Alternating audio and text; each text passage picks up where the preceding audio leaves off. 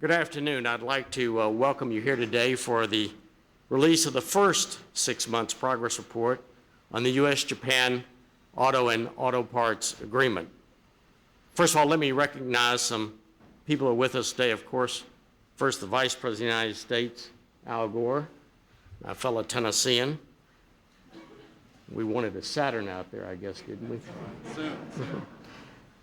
Laura Tyson, the head of the National Economic Council, of course, my wonderful and old friend from California, Leon Panetta, our Chief of Staff. Acting Secretary of Commerce, Mary Good, Mary right here. Thank you for so much you've been doing under such difficult circumstances over the last number of days. We're all deeply, deeply in debt to you. My old friend, of course, Stu Eisenstadt, who's just become Undersecretary of Commerce, and we've worked so closely together over the years. We're delighted you're back home, Stu, and you delight us with your presence and with the service you're going to give. We have the dynamic duo from Michigan here, Senator Carl Levin and Congressman Sandy Levin, who worked, Mr. President, we would not have an agreement without their great work going to Geneva and making sure the Japanese government and their new prime minister understood exactly what we were talking about, and we appreciate everything they have done. Also, Ambassador Jim Blanchard, I think, is here today, and I'd like to recognize him. We have a number of leaders from the auto industry, many of whom build these new right-hand drive models, 17 of them. The cars the President, many of the representatives of which we just saw outside, which are unbelievably impressive. And I'd like to recognize them before you applaud for them. On the dais is Jim Hill out of Atlanta, Georgia. Jim, thank you for being here. He's the plant manager at Ford's Atlanta assembly plant. Pete Bostello of Ford, and Executive Vice President of that company. Joining them is Mr. J.C. Phillips, Chairman of Atlanta's Local 882 of the United Auto Workers. Delighted you're here, of course. John Felice, Plant Manager at Chrysler's Belvidere, Illinois plant, and also Rob Libertor, our old friend, is a Vice President of Chrysler. Thank you, Rob, for being here as well. From General Motors, we have Richard LaFave, Vice President in charge of all GM small cars. Dave Pallas, Plant Manager from GM's Lordstown, Ohio plant. And representing the important auto parts industry, we have Jack Thompson, President of Monroe Auto Equipment, our friend Bob Cole of Kaiser Lumen. How about a hand for all of them?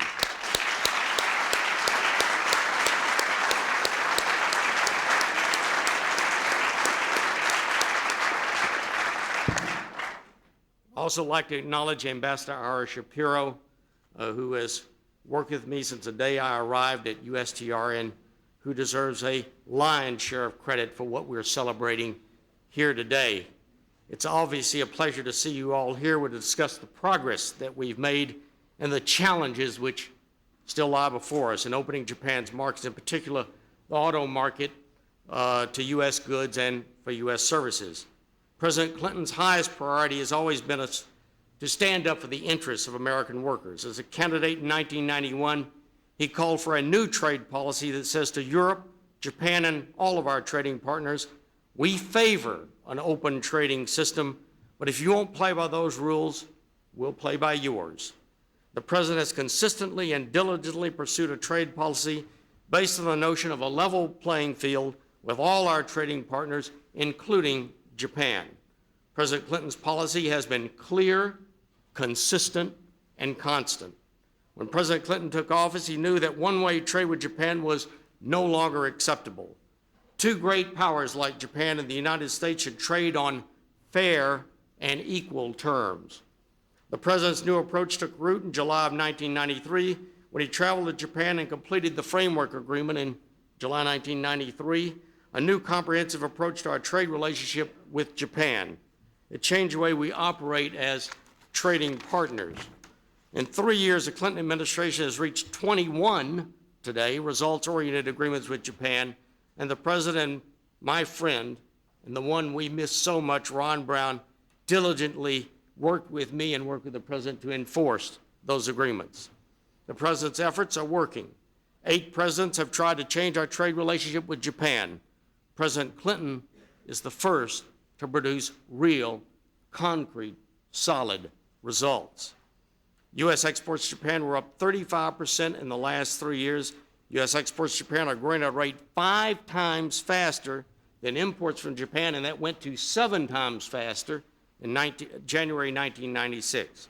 A study by the Council of Economic Advisors showed that in those sectors covered by trade agreements with Japan, exports have grown by an astonishing 85% since 1993. This auto agreement, as today's report shows, is but one example of the President's success. The President always knew that the naysayers and pessimists who said that Americans can't compete in Japan were wrong. President Clinton knew there was much we had to do to get our own house in order, but a key problem was that Japan's markets were closed. He knew that all nations must take responsibility to open their markets. We still have many issues to work out. We are making significant progress.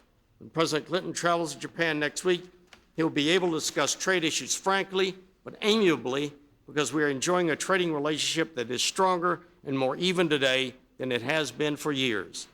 The real goal of the auto agreement is to make it easier for U.S. workers and companies to sell their products. Today we have with us someone who's been building autos for 31 years. Jim Hill joined Ford in 1965 as a foreman at Ford's Michigan truck plant. He has worked in 8 Ford assembly plants and was appointed plant manager in Atlanta last October. 5 months ago, Jim's plant started producing right-hand drive Tauruses specifically designed to sell in Japan. We appreciate you coming here today, Jim. We also appreciate you bringing that beautiful Taurus outside. And I'm pleased to present to all of you today, Jim Hill.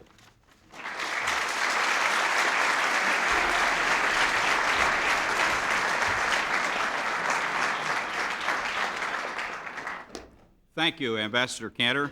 Distinguished guests, ladies and gentlemen, I'm fortunate to be part of the revolution of making outstanding American cars, selling them at affordable prices, and selling them in the home market of Japan. Yes, that's correct. We are now selling America's #1 car, the Ford Taurus with right-hand drive, to Japanese customers. Being here today is quite an honor for a kid that grew up in a small coal mining town in Pennsylvania. It's also an honor to represent the Ford Motor Company and the 2,800 men and women on our team back home in Atlanta. Exporting more cars to Japan and other countries is a great opportunity and one that we welcome. It's further proof of the quality of our products and the dedication of our workforce. I've been in the business since 1965. I've participated in the enormous change in our industry, going from a quantity-oriented business to a quality-oriented business. We've learned our lessons well. 8 of the top 10 selling vehicles in North America are produced by Ford, General Motors, and Chrysler. And I can't resist telling you that 5 of these top 10 cars are Fords. Our workforce has a goal, the day when our Taurus is in Japan's top 10. Gaining access to the Japanese market has not been easy. For years, we have bumped our heads on Japanese market restrictions. With a level playing field, U.S. vehicles are second to none. President Clinton, Ambassador Cantor, Ambassador Mondale, and many others are working to level the playing field in Japan. At the same time, the American auto workers in Atlanta and other plants around the country are producing top quality vehicles. That's teamwork. The Japanese agreement brings real change for the U.S. auto industry and auto parts producers. It will lead to more exports, more sales, more job opportunities, and greater job security for the American auto worker. For the first time in my memory, we have a president who has supported the auto industry and the automobile worker. In our business, we would call him a car guy, and that's a great compliment. It's with great pride that I present to you the President of the United States.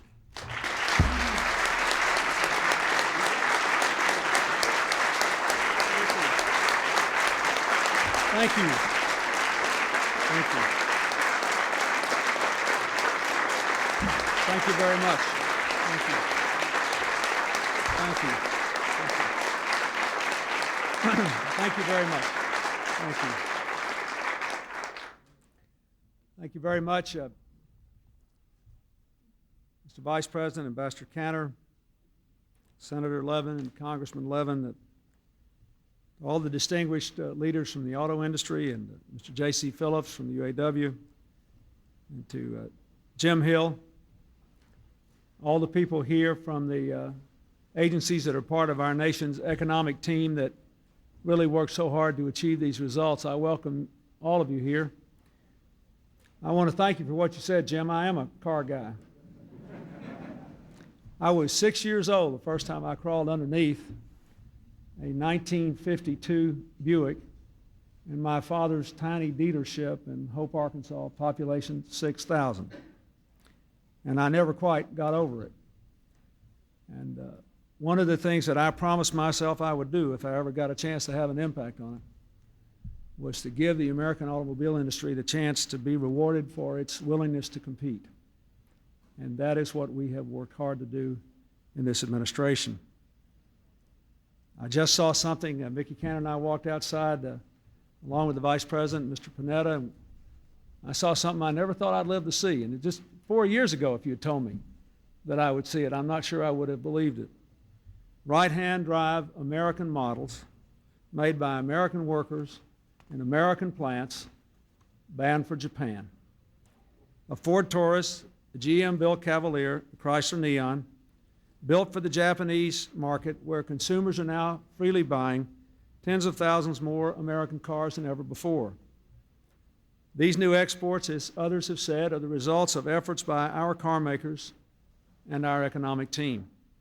We've worked to expand our trade on fair terms, not only with Japan, but with others throughout the world. These exports show what we can do when we truly work together and when others work with us in a spirit of cooperation and mutual benefit. The boost in sales is tremendous news for American workers, for our auto and auto parts manufacturers, for our strong relationship with Japan. I also want to say it is good news for the people of Japan. When I first went to Japan in 1993, I said to the Japanese people what I will have the opportunity to reiterate in just a couple of days. We have no more important bilateral relationship. We are bound together in our support for democracy and freedom and for the security of freedom-loving peoples in Asia and now elsewhere as Japan has shouldered bigger and bigger burdens to help us all pursue the goals that we share. We also know that if we have a free and open trading relationship with them, it will help their economy. It will give their consumers more choices. And it will help both nations to be more competitive as we hurdle our way forward into the 21st century. Just 3 years ago, our ties were strained by a trading relationship not beneficial to our nation. The trade wasn't working, but the ties weren't working either. Today, our relationship is working better for both of us. There's a lot to be done. In a big and complex relationship like ours, there will always be a lot to be done. But we are strengthening and deepening our relationship. It is now a powerful force for creating opportunity, for advancing democracy, and for improving the quality of life in both our countries. I also want to say that, as Ambassador Cantor said earlier, I believe that the right kind of trade is critical for our nation's future.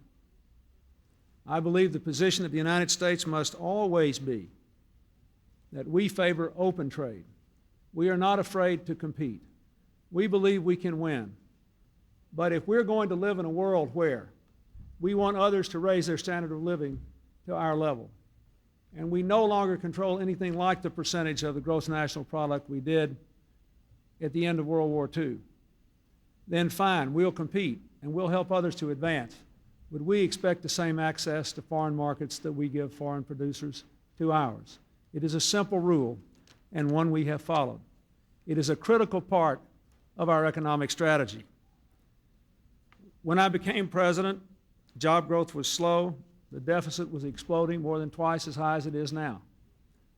We did two things. We put in place an economic strategy, lower the deficit, cut it in half in 4 years, get interest rates down, increase investments in education and training, in research and technology, reform and shrink and make more effective the national government, and expand trade on terms both free and fair. That strategy has been implemented by a national economic team. The first time we ever had a fully functioning National Economic Council to parallel our National Security Council to integrate, plan, and implement the economic strategies of this country, and to work in full partnership with the private sector. We now have 8.5 million more jobs than we had just 3 years ago, and I might say of the G7 countries, that's more than 8 million more than the other 6 nations combined. We have the lowest combined rates of unemployment and inflation in 27 years, and trade has been critical to that. As Ambassador Kanter said, 200 separate agreements, 20 with Japan alone, now 21. Our exports are at an all-time high. Our auto producers now leading the world. Even more important, we have a framework agreement in our relationship with Japan, which establishes a comprehensive system for dealing with problems that inevitably arise between two great nations. As a result, our exports there are up over 30%. In the areas covered by the agreements, up 85%. Today, exports to Japan support more than 800,000 good-paying American jobs, including 150,000 new ones since 1992. Most of these are good, high-wage jobs because jobs tied to exports on average pay 15% above the national average wage. We are therefore, in expanding our trade to an all-time high, a full third in the last 3 years, slowly helping to change the wage picture that has bedeviled so many American workers who think that they'll work harder and harder and never get a raise. In 1992, 6% of our new jobs were in high-wage industries. In 1995, almost 60% of our new jobs were in high-wage industries. This strategy will work. It is not a miracle. It will not work overnight. It plainly depends for its success primarily on the willingness of American workers and American business leaders to work together to be competitive, to be productive. But it will work. This report shows the difference this approach will make. Now, last year, we reached a landmark agreement that increased our access to the Japanese market for autos and for auto parts. One of the many legacies of our friend Secretary Ron Brown was the establishment with Ambassador Kanter of a team to monitor and enforce the agreement. This report shows that since the agreement was signed, sales of American-made autos have increased by more than a third. Sales of American-made cars, trucks, and vans rose more than 225% between 1992 and 1995, including over 58,000 Big Three cars exported from the U.S. just last year. In the first 2 months of this year, our people sold 1/3 more autos to Japan than in the same period last year. So the movement is all in the right direction. In auto parts, exports over the last 3 years up 60% to $1.6 billion last year. Now, to give you one example of the evidence that this agreement and its faithful implementation and your work has made, Tenneco Automotive of Houston spent 25 years attempting to break into the Japanese market. Now their Monroe shock absorbers will be sold in almost 7,500 Japanese shops. These developments are part of the rebirth of our auto industry, an industry that lost 49,000 jobs in the 4 years before I took office and has gained about 80,000 in the 3 years since. Because of the partnership between labor and management, for the first time in 15 years, last year, the United States auto industry again was #1 in the world. So again, let me thank the representatives of the Big Three the many auto parts producers, and all the workers who have worked so hard to make our belief in this economic strategy a reality. The Big Three will be introducing 17 new right-hand models for the Japanese market in the next 2 years. To those of us who have any memory of this, it seems almost inconceivable. But you always believed you could compete with anybody, anywhere, as long as you had a level playing field. I still believe that. I know we're right, and I know all Americans will be very proud of these results. Let me just say one other thing about the trade issue.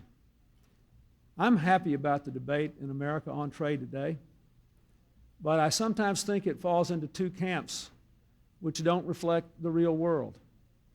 There are people who say, well, America's got a lot of folks who hadn't gotten a raise in a long time. And we may be creating a lot of jobs, but there are people who are losing jobs. Well, that's true. But it's also true everywhere in the world. It is not true that the answer is to put a wall up around America and walk away from our obligations and our opportunities to compete and win. If we did that, we would pay a terrible price.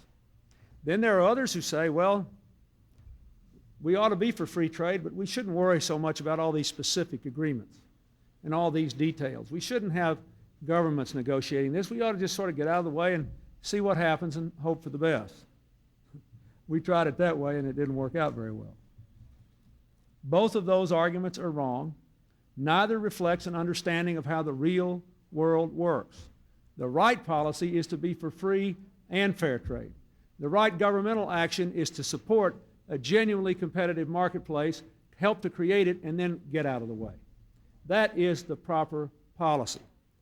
If we put up walls, what would happen to the jobs of the people who make cars in plants like the Chrysler plant in Belvidere, Illinois, or Ford's in Atlanta, or Chevrolet's in Lorain, Ohio, to produce those right-hand drive vehicles we just saw? On the other hand, if we didn't want to hold others to the same standards we expect to meet in world competition, what would happen to all the jobs of the people who would not be able to stand against the kinds of unfair practices we have seen practiced in the past? We made a good start in the auto industry. The Japanese have proceeded in good faith. I think it's been good for them as well as us.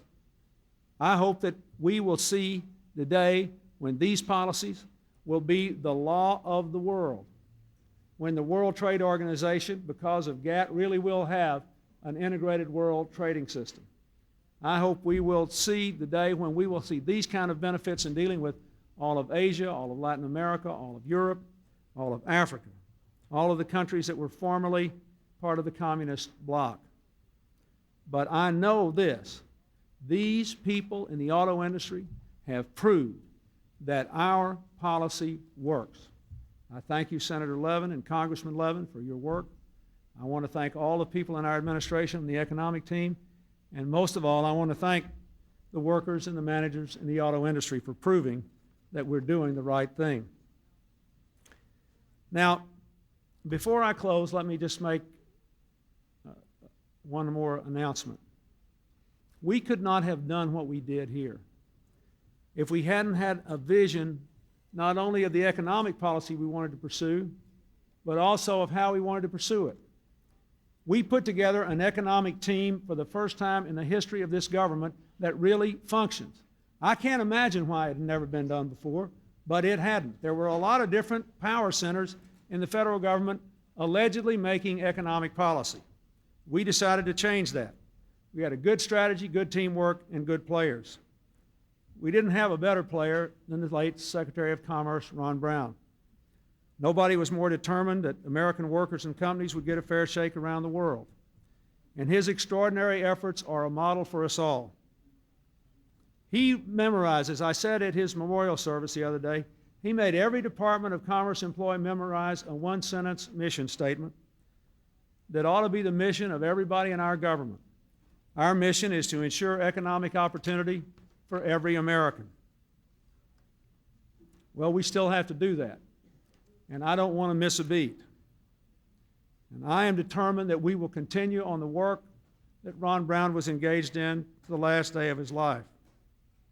So today I am proud to announce that I intend to appoint Ambassador Mickey Kantor to be the next Secretary of Commerce. And I will send his nomination to the Senate promptly. This is not an easy time for the people at the Commerce Department, but they will do fine. And I think that we need to send a clear signal to the rest of America and to the world that we don't intend to miss a beat. We've got a strategy, we've got a team, it's working, and we're going forward with it. No trade representative has ever amassed a record of achievement that surpasses Mickey Kantor's in the last 3.5 years. GATT, NAFTA, 200 separate agreements, enforcement, the consequences that flowed from it. But frankly, it hadn't been easy. If you think that you've been in something tough, you ought to sit in those trade negotiations day in and day out, and then when you finish one, be told to get on an airplane and fly halfway around the world and get in the middle of another one. I've heard Mickey say 1,000 times he was 6'4" and blonde-headed when he came to work here. He and Ron Brown used to joke, you know, that they were the Alphonse and Gaston of our economic team. Mickey was the bad cop, Ron was the good cop. I thought we ought to give him a chance to be a good cop for a change. And I want to thank him for his service. I also want to announce that I will ask his principal deputy, Charlene Barshevsky, who has been a brilliant negotiator for our country, to serve as acting U.S. Trade Representative. She's been a deputy there since I took office. She's been our chief trade negotiator in Latin America and in Asia. She's not here today because she's on her way back from a trade mission. And I have gone to many places and had world leaders ask me who she was because they virtually got tears in their eyes after 4 or 5 hours of trying to outmaneuver her. So I want to thank her in her absence. Finally, I want to make one more announcement. In just a few days, we will have another very important vacancy in our economic team, one that has been critical to the success of our plans, to being able to cut the deficit in half and continue to invest in America's priorities. And that's the director of the Office of Management and Budget. I've been very blessed to have 2 outstanding directors, and I gave them both other jobs. Leon Panetta is now serving with great distinction as the White House Chief of Staff and longs for the days when he used to have that other job. Alice Rivlin will soon be moving on to become the Vice Chair of the Federal Reserve Board, and therefore the object of our complaints whenever the economy is not growing as we think it should. And so there is, or soon will be, a vacancy at the Office of Management and Budget. And I am pleased to announce today that I intend to nominate as the next director Franklin D. Raines. Frank Raines has had extensive experience in government and in the private sector. He worked at OMB and on the domestic policy staff under President Carter. Since 1991, he has served in the very important position of Vice Chair of the Federal National Mortgage Association, Fannie Mae. He knows the world of finance. He respects the bottom line.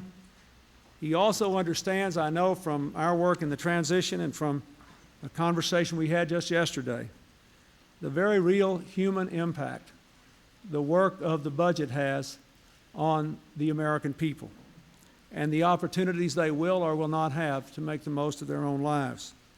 So I'm very proud to ask him to join our team. I frankly was a little surprised that he was willing to leave that incredibly lucrative position, how shall I say it? So I told Frank when he came here that he was about to join the ranks of Bob Rubin and Mickey Kantor and a number of other successful people who came into this administration to help save the middle class, and when they leave, they'll be part of it.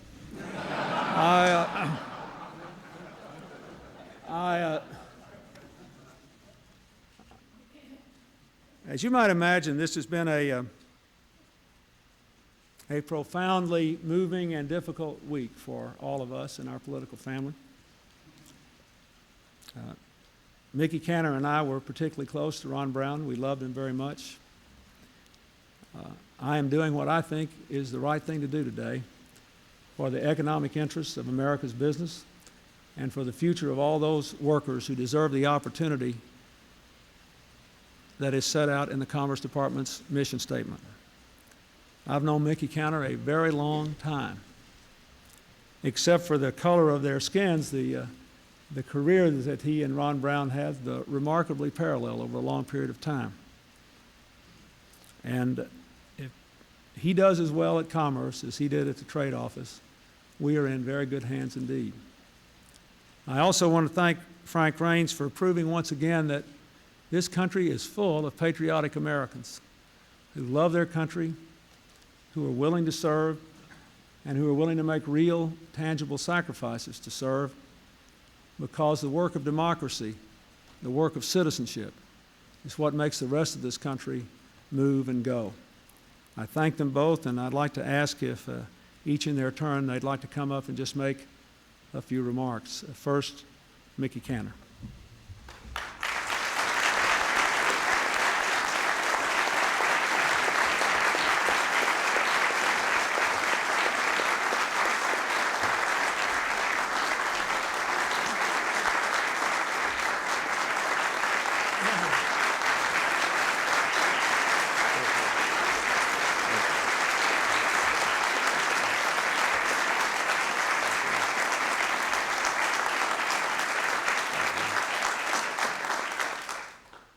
Mr. President, you honor me with your confidence, and you honor me with your friendship for so many years.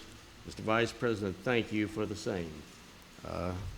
I couldn't have two better friends in the world, and I appreciate it very, very much. I have three, with all due respect, you a little more important people off to my right.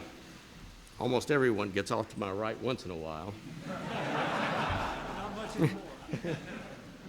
My wife, Heidi Schulman, my son, Doug, who's a graduating senior at Yale Law School, and his wife, Allison. Thank you for being here. Love you.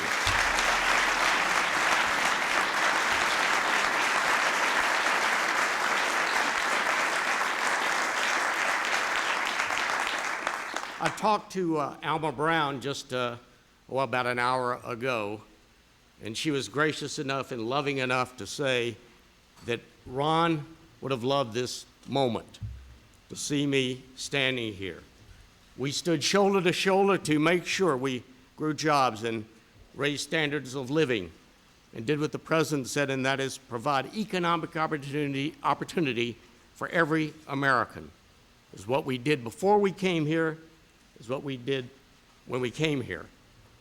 And I will continue that legacy. That is my pledge. That is my goal. That is what I'm going to do. Thank you very much.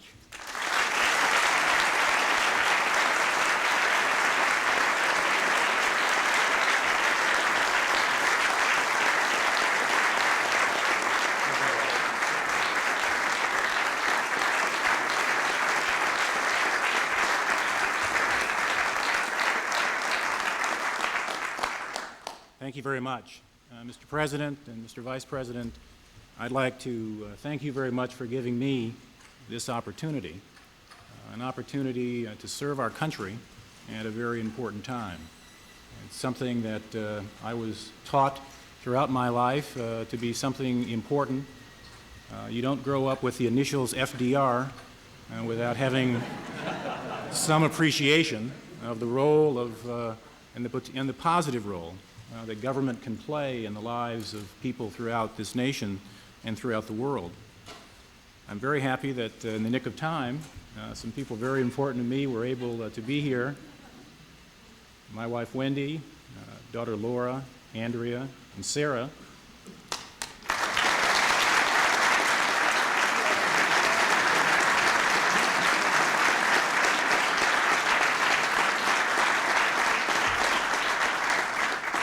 I'll have to explain to them later exactly what's going on here.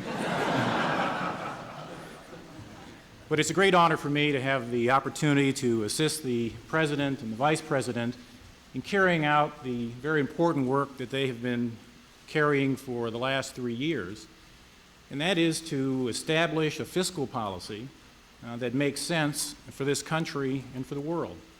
I think we're at a historic moment. I did serve in the budget office previously, and in those times we would invent exactly what our targets were in terms of what we're trying to do in setting up a budget. And you could always resolve the problem by compromising by saying, well, let's just add another $10 or $20 billion and say that we've reached an agreement. But that's not a fiscal policy. A fiscal policy has to be tied to what you want to achieve in the economy.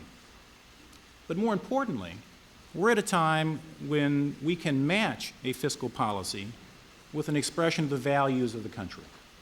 And I think the important debate that's going on now is one that we'll all look back on as being historic. And that is, can a country this large and this complicated, with a budget as big as the budget we have is, not just talk about line items and talk about interest groups, but say, how does this match up with what we as a nation are trying to achieve? Mr. President, as you know, there's a big debate going on about growth and the potential for growth. We all know that if we can get a little more growth in the economy, we can solve a lot of our problems. But the economists are debating how fast can the economy grow. But that argument is a little sterile because it always assumes that you're just going to leave the economy as you find it, and you're not going to try to change anything. Well, business leaders know they don't just take the company as they find it and see, well, what's the best I can do if I don't change anything? You change the inputs, you change the throughputs. And part of this values discussion that the President has led has been one that says, let's do something about education. Let's do something about training. Let's improve productivity so we can have more growth, more wealth, more ability to improve the living standards of people throughout the nation. And that's what I view the charge of this job to be, to help the President carry out that mandate, which is to make this economy more vibrant, not by wishing, not by hoping, but by doing, by changing the ability of American workers to create wealth that they can share in so that people throughout the nation will see a higher standard of living. So, Mr. President, I look forward to this opportunity. I don't look forward to telling my colleagues at Fannie Mae that I won't be with them any longer because we've had a wonderful experience there in the largest company in the country, one that's serving a public purpose, expanding home ownership. But this task is one that I hope I can have a significant effect on, that I can be an assistant to you as well as to assist members of Congress in coming together on a broad agreement that will provide the economic basis for continuing one of the longest expansions in history and to turn it into the longest expansion in history with the greatest increase in well-being for the average American. Thank you.